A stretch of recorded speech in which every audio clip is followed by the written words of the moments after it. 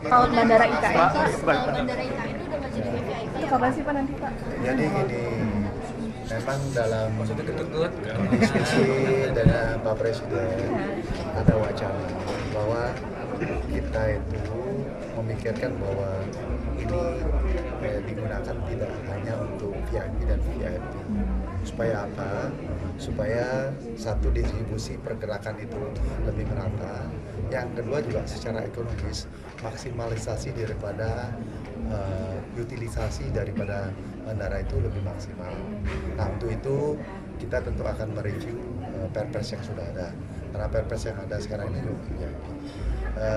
Satu hal yang baik menurut saya kalau bandara itu lebih maksimal jumlah pergerakannya, dan untuk menambah jumlah pergerakan itu tidak terbatas untuk kepentingan VIP.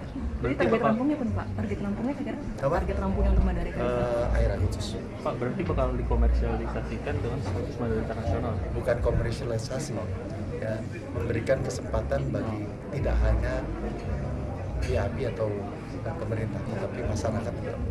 Nanti ada pembedanya dengan Bandara Balikpapan dan Samarinda. Yang beda dia 3.000, ya. Kalau yang lain kan sama Balikpapan itu 2.400, ya.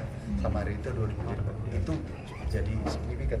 Jadi bahkan internasional itu koneksinya IKN.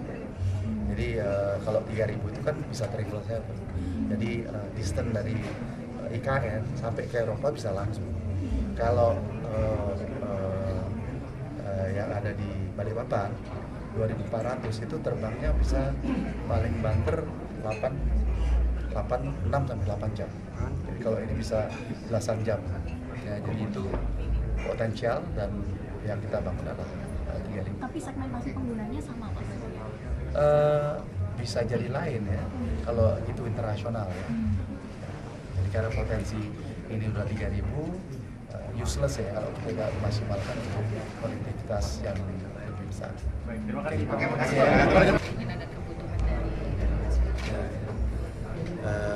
Jadi selamat ulang tahun yang ke-72, dan saya memberikan apresiasi kepada PLI karena banyak sekali hal-hal yang dilakukan, khususnya berkaitan dengan konektivitas laut di Indonesia bagian timur. Karena memang kita tahu nggak gampang untuk melakukan kegiatan konektivitas laut.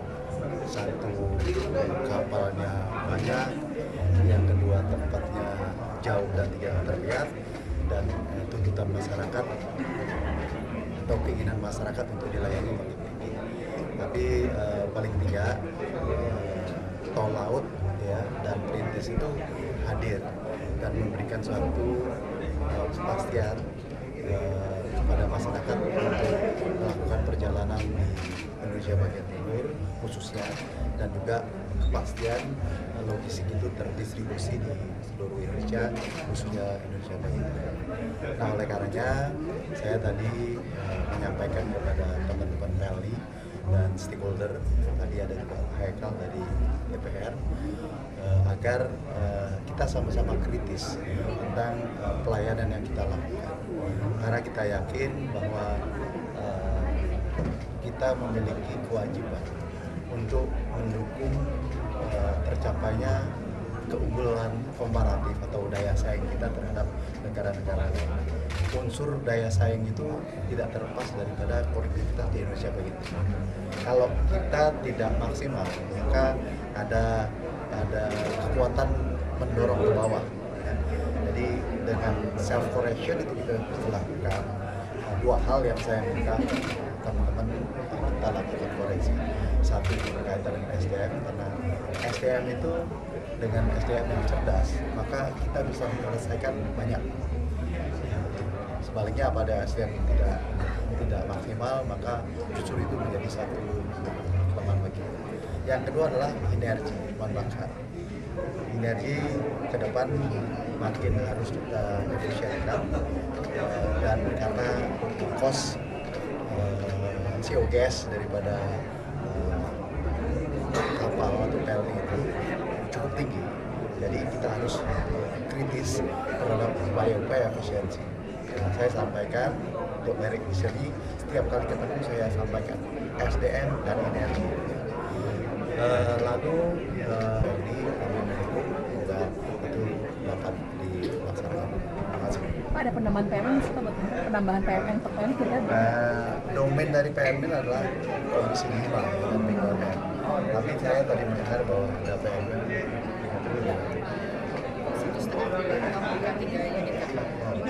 triliun ya. Saya mendengar karena itu domainnya Komisi 6 dan juga BUMN. Nggak usah ke depan, sekarang aja sudah mulai masuk. Di antaranya dia punya kapal pinisi akan kita tugaskan di sana. Jadi nggak usah nunggu, sekarang sudah jalan seperti beberapa pelabuhan yang di sana sudah berfungsi untuk supply logistik ikan. Sehingga pada saat ikan yang beroperasi menjadi suatu hal yang kontinus dari apa yang dilakukan saat ini. Target penumpang berapa sih Pak yang untuk Pinisi, Pak? Target penumpang untuk kapal Pinisi? Saya pikir karena itu merupakan kebutuhan pemerintah, masyarakat, saya pikir itu menjadi suatu kewajiban pemerintah untuk melaksanakan. Dan saya yakin pemerintah yang akan datang akan concern tentang itu karena kalau kita bicara tentang tol, maka ekspektasi untuk ditingkatkan jarak satu kapal dengan kapal yang lain itu tinggi sekali. Jadi tidak akan berkurang, mungkin tambah. Ya, jadi harapannya bisa menambah frekuensi ya. Kalau sekarang kita ke ada 39 rute ya dengan titik yang banyak sekali dan itu meningkat dari awal Pak Jokowi ada sampai sekarang itu meningkat jumlah rute dan jumlah titik itu meningkat. Kalau katakanlah kita masih ada yang 2 minggu, ada yang 10 hari, itu kita upayakan diefisienkan agar secara uang tidak menambah banyak, tetapi dengan efisiensi jumlah barang yang dibawa dan efisiensi hal-hal lain membuat delivery daripada barang-barang itu dan penumpang. Tapi anggaran untuk program tol laut di tahun 2025 udah ada di rancangan itu ya Kemenhub. Ini kan bakal nambah ya Pak. Investasinya ya dari PMN nanti. Ya kalau untuk PLN karena di korporasi ya domainnya daripada BUMN dan komisi ini. Jadi di situ. Kira-kira yang dibutuhkan berapa Pak? Kalau kita sendiri ini dengan kebutuhan dengan kapal tol laut ya, kapal tol laut yang kita miliki saat ini 6 dan itu masih bisa mengakomodir dari kebutuhan masyarakat saat ini, jadi belum ada rencana penambahan. Ya, oke.